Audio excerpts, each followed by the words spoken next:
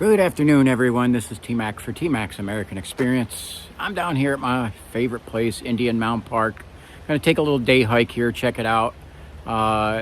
Some of this is because I've been dealing with a bout of some very bad flu that's had me down for a while, and I'm just getting back out to hike. And another part of this is the weather has prohibited a lot of hikes, and we have some beautiful weather right now, 47 degrees with winds at about 5 miles and less. And so it's like I got to get out and do something, be in the woods, and just get back to my old self here, get ready, recovering from this. So we're going to take a little walk. We're going to check out things. I always do hike objectives, okay? We're always looking for wildlife and that, signs of wildlife and everything, and any signs of our rock throwers or Bigfoot, Yeti, Sasquatch, all that kind of stuff that we've run into down here. But we're just gonna check out and see if there's been storm damage, anything else that's been going on down here, activity. Great day for fishing, and there's a lot of fishermen down here too. So we'll check out that, kind of the condition of the park, littering, everything else will go along with that. So join me for this adventure. It's going to be a loop, 1 mile loop. We're starting out here on the old bridge here that is now closed down. It's kind of rainbow style bridge. It was built in the 1920s. And on that note, we're gonna get rolling on this hike, and just hope you enjoy the adventure. So come along here. There'll be some narration throughout it, and hopefully a little humor. And we'll see what we find. See if we find anything down here in the daytime. All right.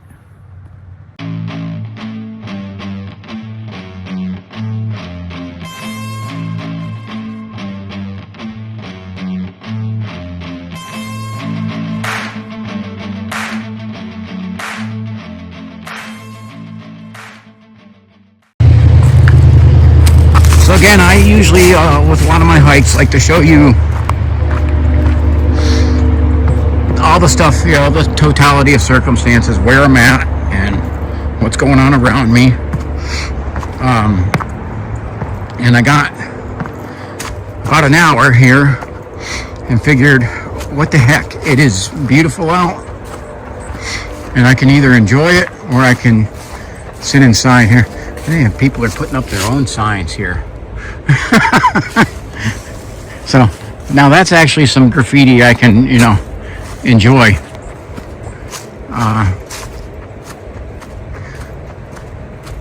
And there's some of the stuff, it's like on all these little day hikes here.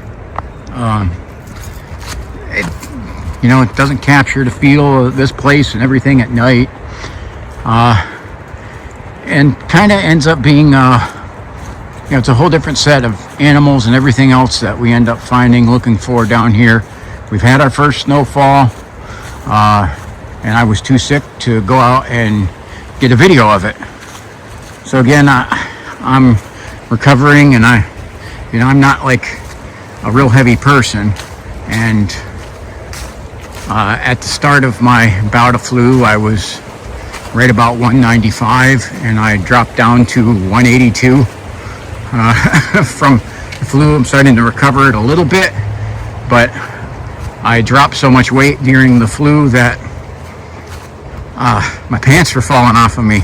Clothes that weren't baggy are baggy. So I'm getting to where now I can hold food down, and I just have to get my body back used to moving. It was a solid 17 full days. I was out with that. I'm still recovering. Actually, I'm still on a very strong antibiotic that I gotta complete it, but I am starting to feel better enough to go get out and move, and that's exactly what I need to do, is move, get my legs back, my lungs, and get them used to hiking.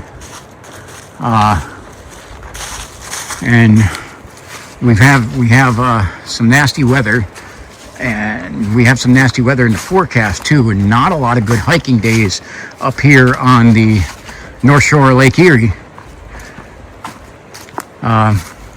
Coming up here in the future is going to be rough. Like I'm going to have to be trying to go check out some places a little further inland from the lake. Because where I'm at right now, I'm, as the crow flies, 1 mile from the Lake Erie shoreline. We're walking along the Conneaut Creek here in Conneaut, Ohio. Again, Indian Mound Park is just near and dear to my heart. It goes back a long ways. You do get the traffic noise from Route 7. There's the bridge there. How's it going?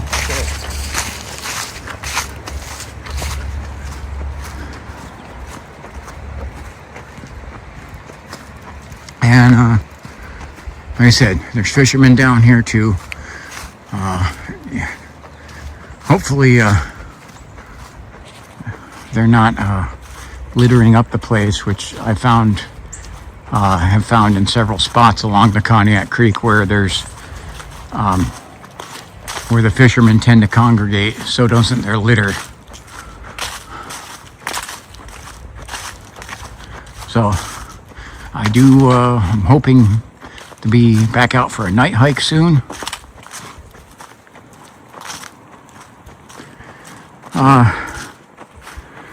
But I am going to try to put out some of these daytime hikes too, because I have actually gotten complaints from people saying you don't do any investigations in the daytime.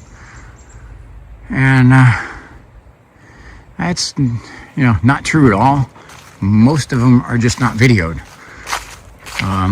But I check out all of my regular spots in the daytime on a regular basis. I just usually don't video them because they just don't get near the attention that the night hikes do, and I don't run across the same kind of stuff or in the volume of it that I do at nighttime. In the nighttime, I'll take a walk someplace and get a dozen plus rocks thrown at me. And in the daytime, I'll go through, I won't see a deer, I won't see nothing, a few birds, and some birds, fish, and stuff like that. And I see another fisherman up here.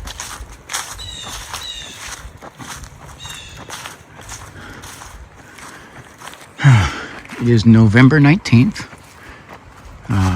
getting close to Thanksgiving. And talk a little bit quieter here because, like I said, not disturbing anyone else's peace. I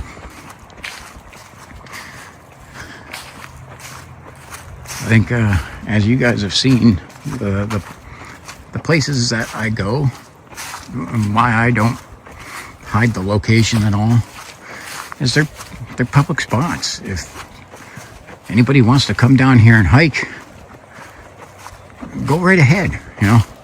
They are not my spots per se. There are some that are private property spots that are my spots, but because they're private property, you'll have to talk to the property owners about getting onto those, and that's like Owen Hill, and there's a few other spots that are private property spots that I'll go. But most of them, these are public places. And so you get to see the beauty of these places, and if you want to go down to them, be right ahead. Or just be my guest, go right ahead.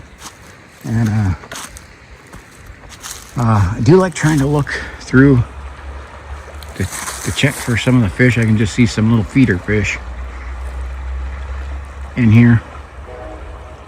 Again, well, here, this is Indian Mound Park. We are also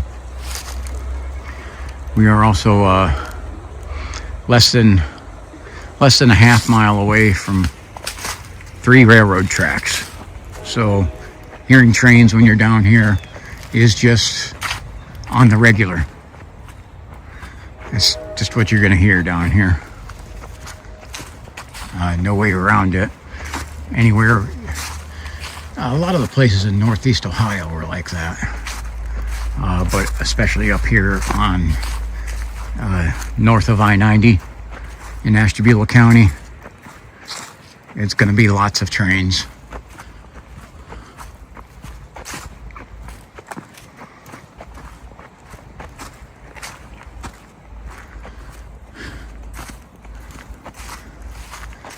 Wow, there's some more trees. I've noticed this too here.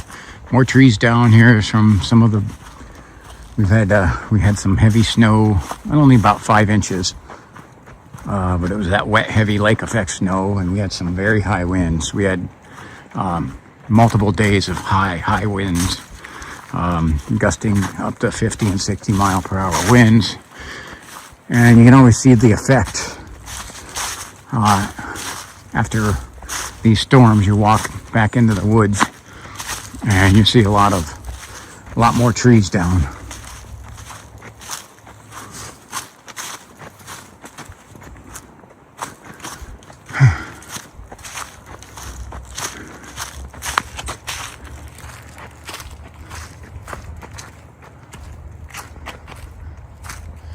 And this place, I know, at least at nighttime, this place is usually loaded with white-tailed deer. And I'm kind of wondering, as I'm hitting this here, it's almost 1 o'clock in the afternoon, wondering if we find any of those here. This would be a sanctuary for them this time of year, as it's hunting season, and in this spot here is a no hunting spot. Maybe the breeze is picking up just a touch.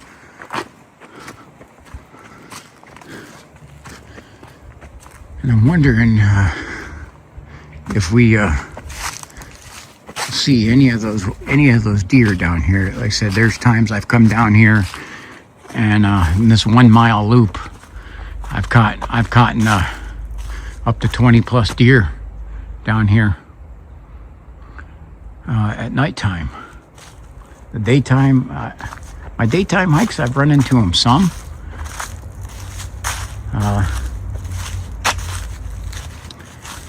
The last time I was down here in the daytime was with John. We had something push over a tree when I do believe we interrupted a hunt. And we did, as we were trying to investigate that, we found an odd tree structure, and I put a little video up on the tree structure. But most of the hike, it was just, it wasn't a videoed hike. We were just checking stuff out, because, like I said, this spot and Center Street Access are my 2 favorite spots to just go hang out and enjoy the woods.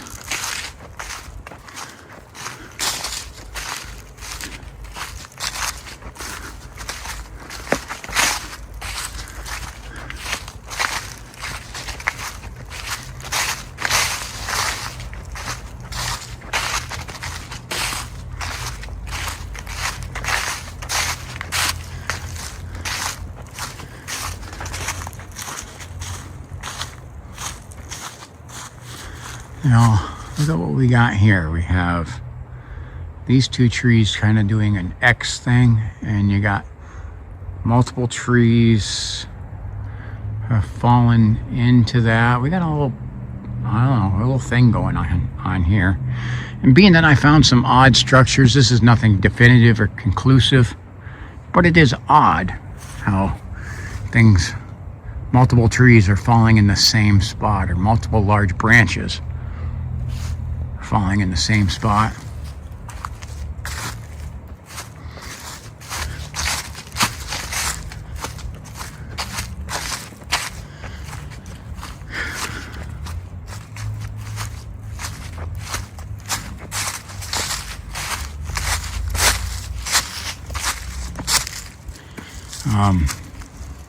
The ground's pretty soft here. I didn't need the mucks for it. Look at the tree that had the pathway marker on it. It's done for. And it's just hanging up there onto that other tree.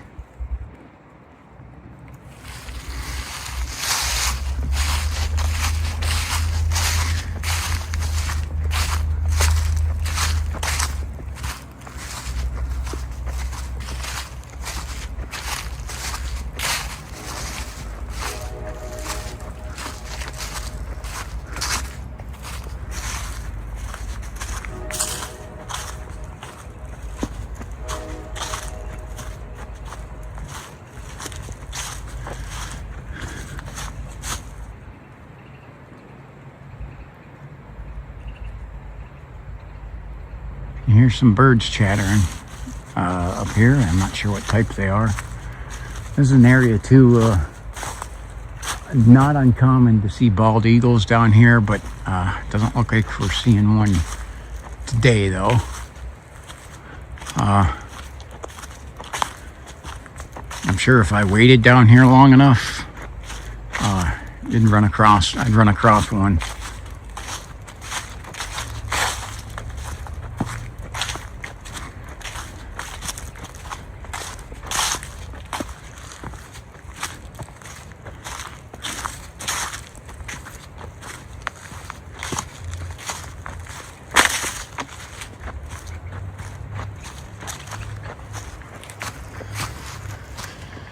So another thing, because the homeless, especially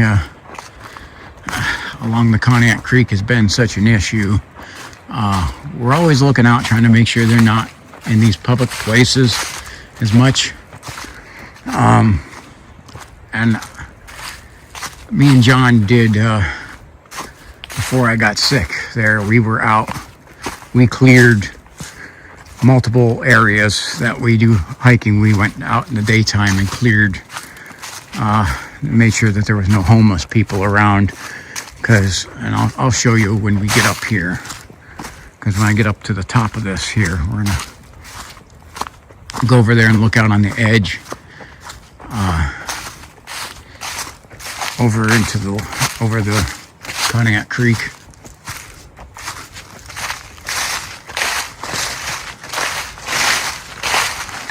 Now this is, you see as this is starting to go up here, this is the base of the Indian Mound.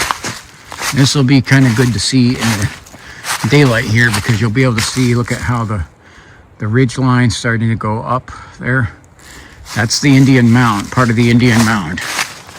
It's kind of shaped like an arrowhead, and this is, it's like kind of triangular, 3 corners, and this is one of the corners right here. So this, this part here and all this going up here, this is not like natural form. This was built, they say, sometime 1300s, I do believe they guess when this mound was built. But so one of the things that we had a report that over in these woods across here at the back of, this is called COYO, it's where the youth, they play the baseball and soccer,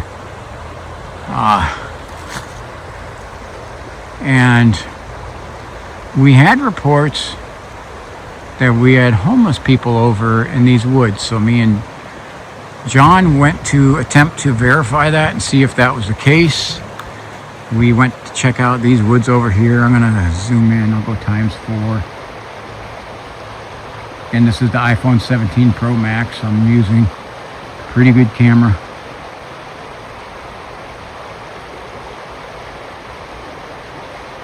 Okay. We tried to verify that, and we went over there.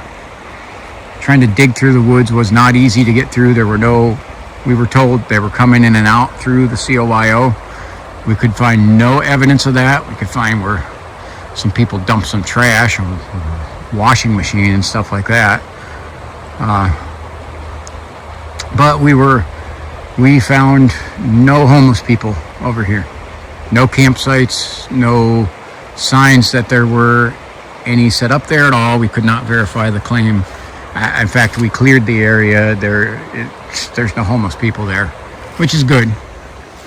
And you see this continues right down here, and just over there on the other side of COYO is Center Street Bridge, and on the other side of that is the Center Street access, my home area.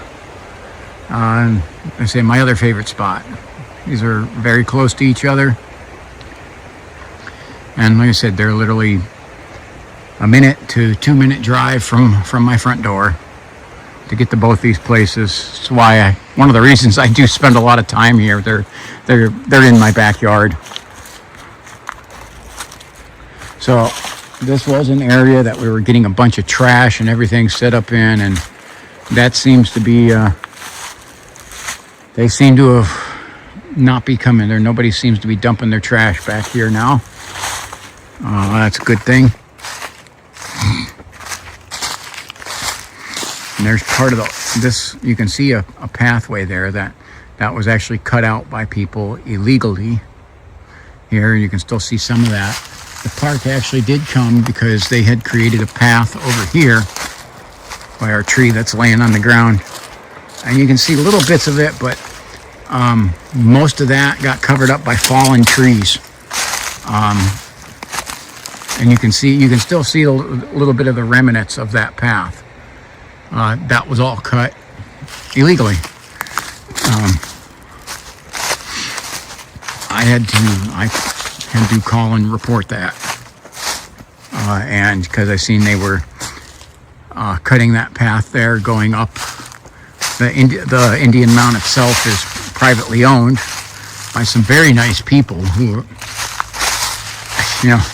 they're much more tolerant of people trespassing on their property than what I would be. But I did go and talk to them and tell them somebody cut a path onto your property, and just to be looking out, because I know they actually have stuff on the top of that hill.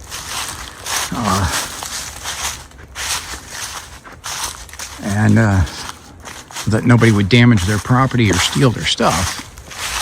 I let them know what was going on.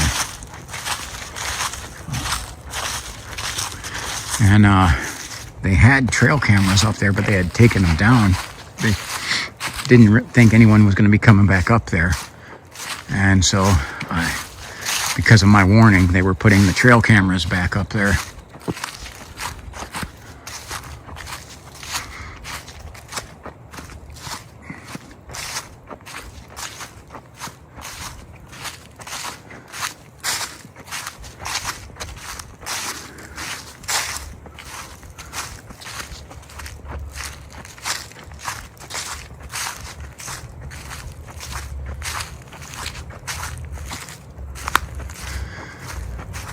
So I'm sure this is one I'll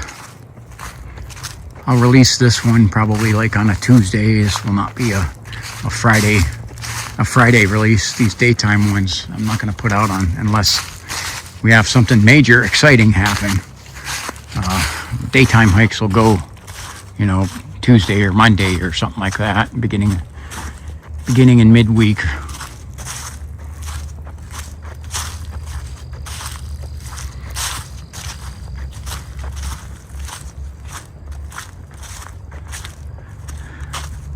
And there's not a ton of mud on this. It's pretty dry. I was able to do this hike without putting on the mucks, which kind of makes the walking a little easier for me.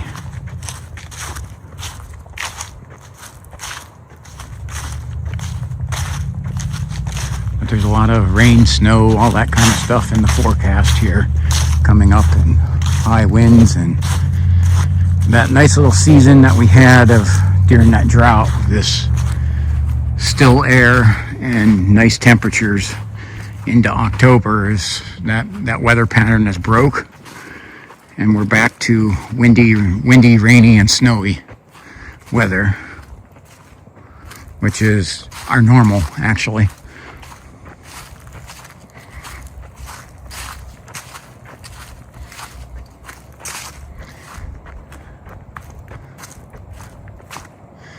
And once we start getting that snow on the ground too, that's really great for the footprints.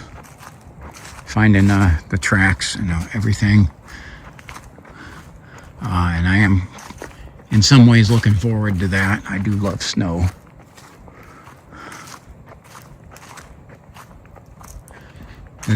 Again, the only thing that, the things that prevent me from taking a hike are the wind, because it wrecks the audio and I don't feel like having a branch fall on me, and rain.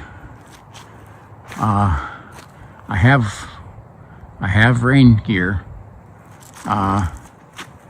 but most of my equipment is outside of that and doesn't handle the rain well, and it's very expensive stuff. And rain also will completely wreck the audio, as well as what the wind does.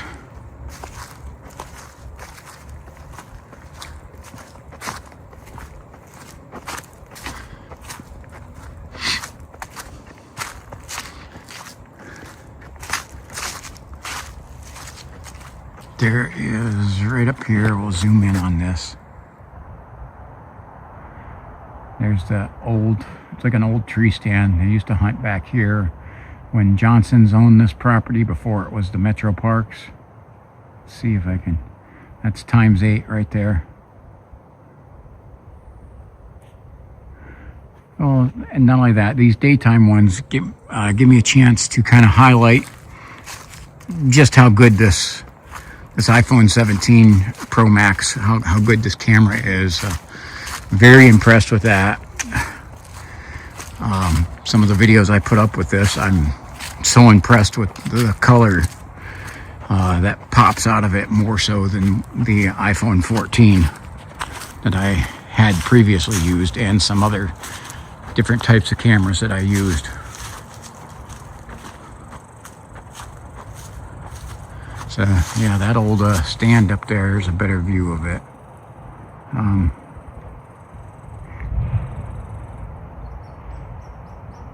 You see there's a little bit of a breeze, but not much. And you'd say that poor old shack up there is just really starting to fall apart.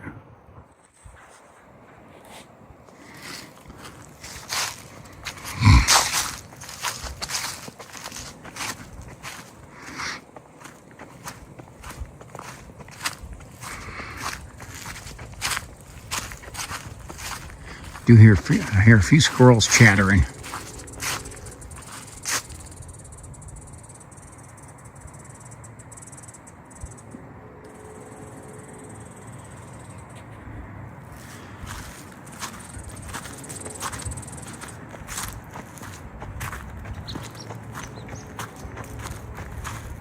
Oh, that squirrel up there, he's singing the song of his people there.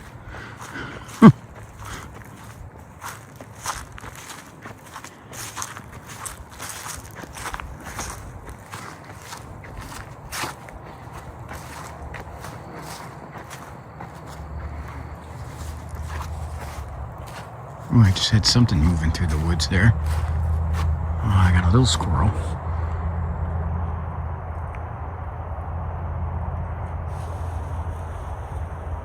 Right there, I seen him run across there. That was what was making that noise. Just a little gray squirrel.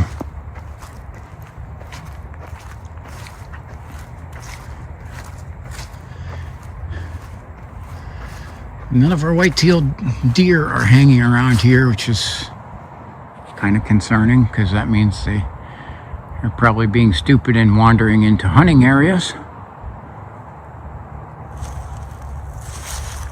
And like I said, there's a few of these deer that are right in this area here who I've made friends with that will literally come up to me when they hear my voice. And they'll follow. They've actually, you guys have seen it on some of the videos. They've followed, and they've either followed along or let me get up within 20 feet of them.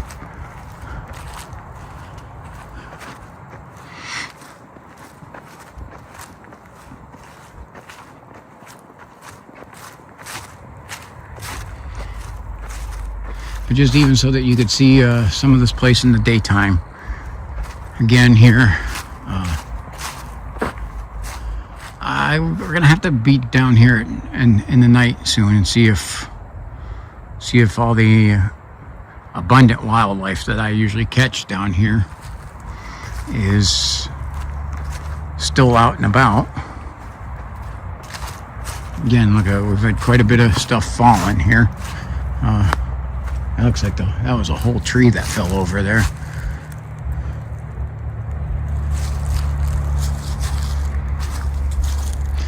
So we're right about here, and we may have been a little bit further back, but we're right around in here where we heard the tree get pushed over. And it was after we had seen some deer running away, which again, the deer running away from me down here is abnormal. Usually they hear my voice and come up to it, and they were running away that day. And so I actually think something was stalking them, and we interrupted it, and it got mad and pushed over a tree.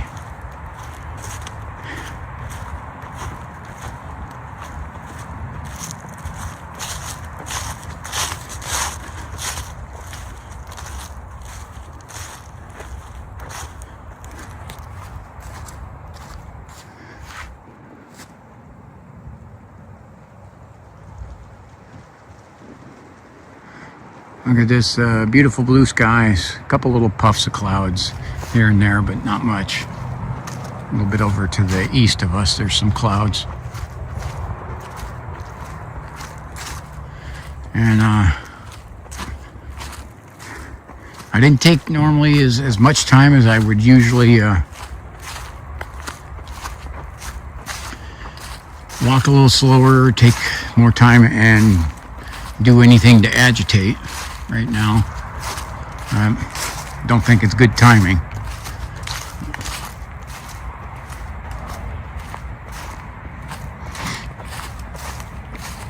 Now we got some more hike ahead of us. Don't jump off yet.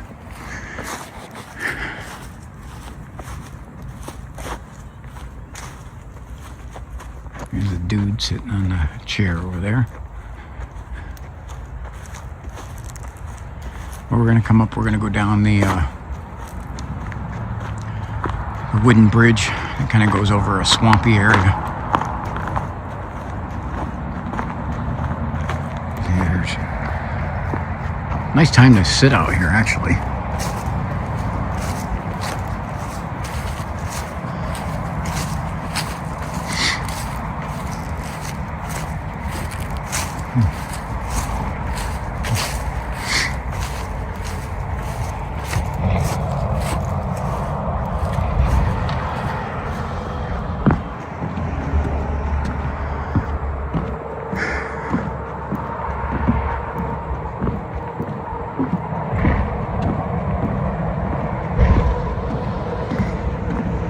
Now this place here was, give you some of the history. I think for my regulars, I know you've heard it before. You heard the whole spiel. But this was when Americans moved into here, the first one to come in and settle this property right here was the first settled by a man named Aaron Wright. And he is the one who explored the Indian Mound that you can see in the back there where the trees go up. The top of to look like a ridge line there. That's the Indian Mound. That Indian Mound is built up about 90 feet at its point. It's a really big feature that is really out of place. You can tell definitely that it's a mound. And this site here, going back even further, was the site on the mound, and this little plain over here was the capital city of the Erie Nation, the Erie Indians. And when the Iroquois Indians invaded, they did a surprise attack here and massacred thousands right over here in this plain, right beneath the Indian Mound. They totally just annihilated them. And you can see there's some private people put up these bird houses for things to live in. And you'll get all kinds of different species of birds, bats, and even some smaller rodents, squirrels and stuff like that, that will make them into homes. And back this way is where the illegal digging is.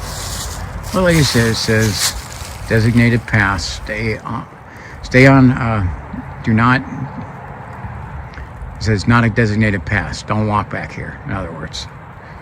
Summing it up. That's back where the illegal digging was.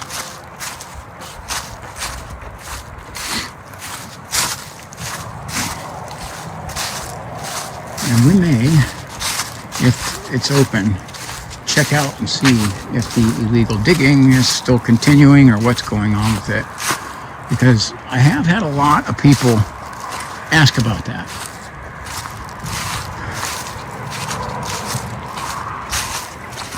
They're still commenting on my original video that I did a couple years ago showing all the illegal digging.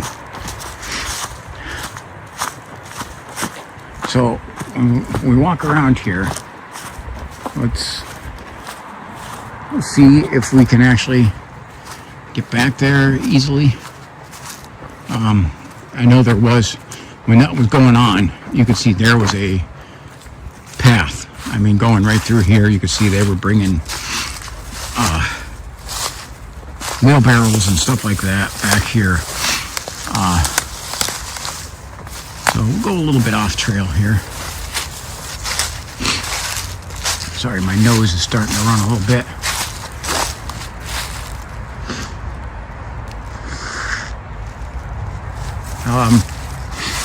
You can tell now, I mean, it does look like maybe game trail stuff here with some of the deer. And I do see the deer move through this area quite a bit. But I'm not seeing the signs that it's people running back here now. So, again, they put up the trail cameras, but that isn't what stopped those people from digging. What stopped the people digging was I found out who they were when the Metro Park officer was leaving. He gave me some names and areas to look for the people, and I went looking for and found them and had a heart-to-heart talk with them. Simply put, he said, if I find out that you're digging back here again, I will come and find you and make sure you're unable to dig ever again. Was how the conversation went. And from that, they decided it was not in their best interest to dig back here.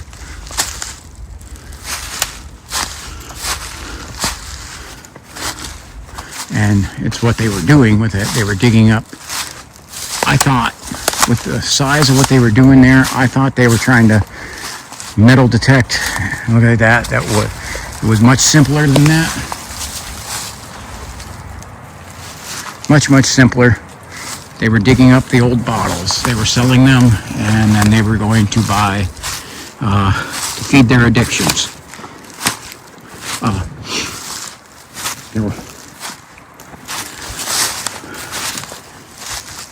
Okay, see, there's one of the holes. You know, they're not been filled in, but they definitely are not. They're not freshly dug in anymore.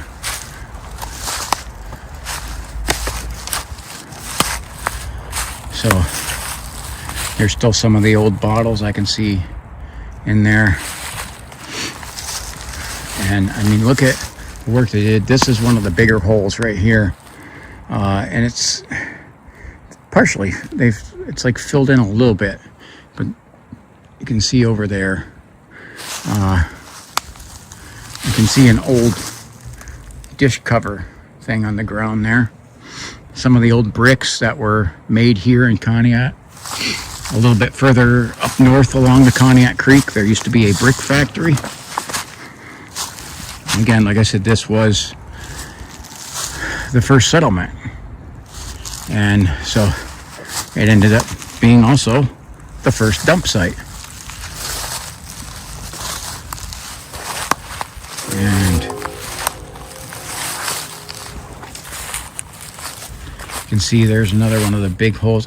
The effort that this had to have taken, all that to buy some crack, buy some drugs. They did all that instead of getting actual jobs, you know. They did this to get bottles to sell for a couple dollars.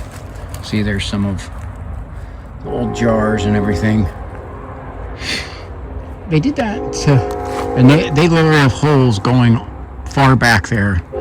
We documented something like 12 different ones, dig sites, all back here. Almost looked like they were digging out trenches for a war. Here's one of those bottles. I am going to say here too about this. See, that one's in very, very good shape. That one still in good shape. It is illegal in a metro park. It is illegal not only to dig up stuff, it is illegal to remove things from the ground. So, like I said, these bottles, it is illegal. If I decided I was going to grab one of those and take them, that is illegal. And me knowing that, I'm not going to take any of them.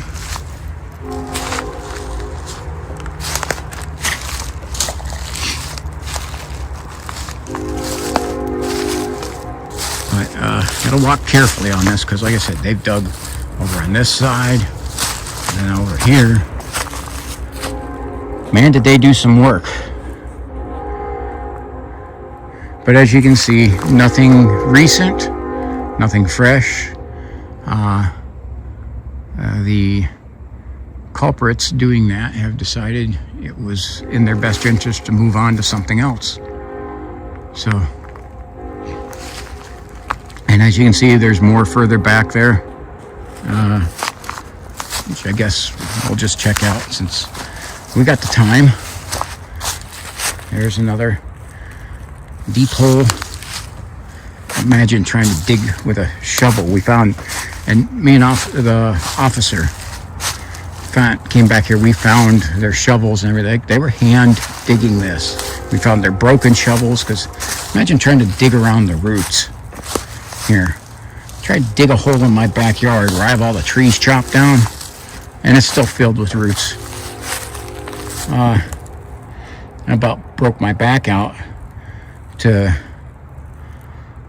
dig a hole for my cat when he died about 5 years ago. I was still healthier than when that's still probably about threw my back out trying to dig that hole.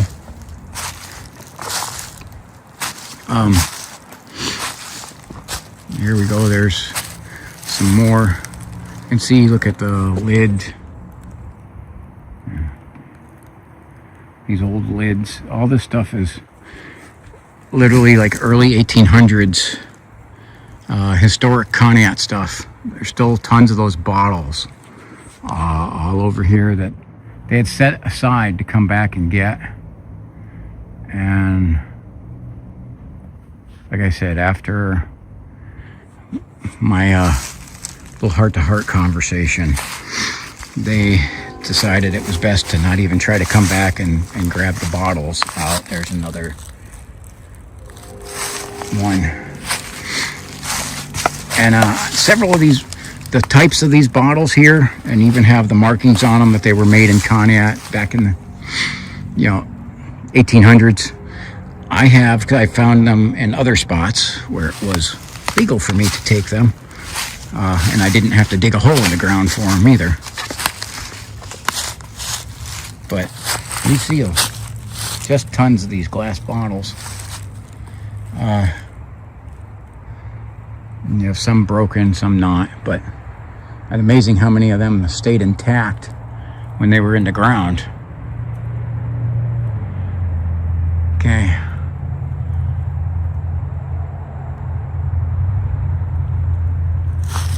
We got our little.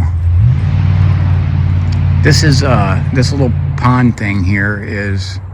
This is like a flood overflow area. When this whole area will flood up in the wintertime, especially the ice flows and everything, and it will drain in through the floodplain. It's like dug out some channels. The ice has carved out a couple channels in this area in particular, and some of them now like hold water like all year round. Even in the drought season, they're still holding water.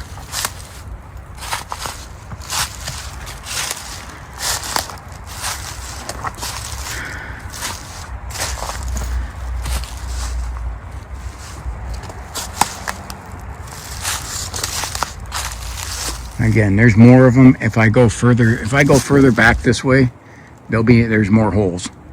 But I think we've seen enough to know that it is not going on anymore. And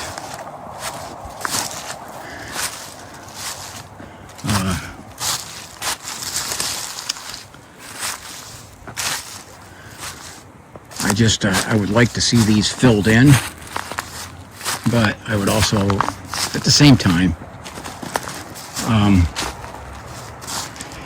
I don't want them to have to bring equipment back here and tear down the woods to fill in these holes either. So the fact that they've kind of just left this the way it is, I don't disagree with them doing that. Ouch. Well, I just got some burrs all over me. And ow, they are poking me.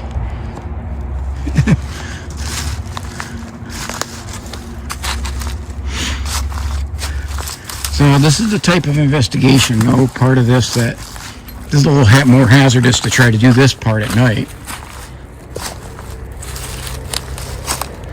I got stuff all stuck to me here. I actually didn't wear stuff. I'm wearing my fleece that is not good for walking through prickers. Yeah, I got prickers all over me now. I'm sticking to this fleece, sticking to my jeans. So,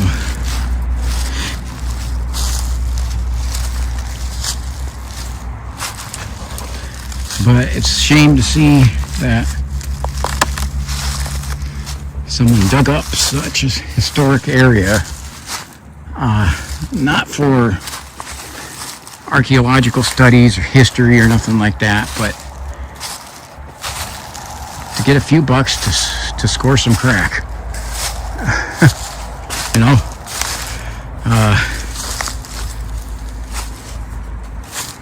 it'd be one thing if they were, you know, studying this area, trying to find some of the history and everything, the long history of this area.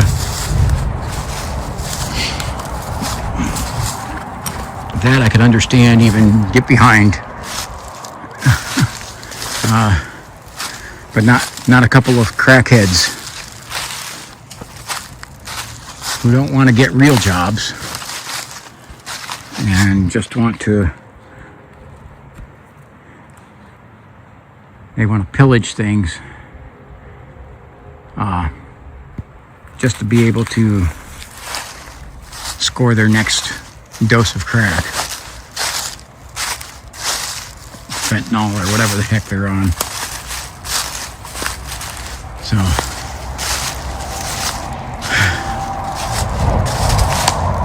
a good shot of the bridge there, and on the other side of that, the freeway bridge, that's called that's the Sergeant Cole Walker Memorial Bridge.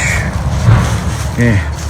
Cole Walker, a friend of mine who was a sergeant in the U.S. Army, died tragically in a training accident when his Bradley fighting vehicle flipped over into some water off of a bridge.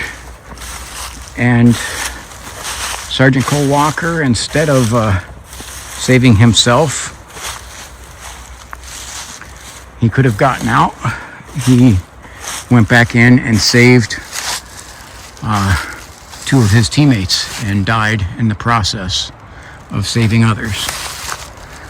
And so most definitely a hero.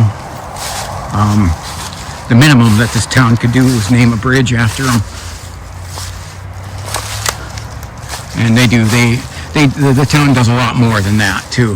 We have a Cole Walker Day. We do memorials. He was a standout Conneaut High School football player. And they do a Cole Walker tribute usually during the football season as well. And this spot down here, right over here, this is where we used to fish when we were kids. And I have burrs all over me from that. So I'm going to spend probably an hour and a half picking burrs out of me. So I might as well get on out of here and get started on that. And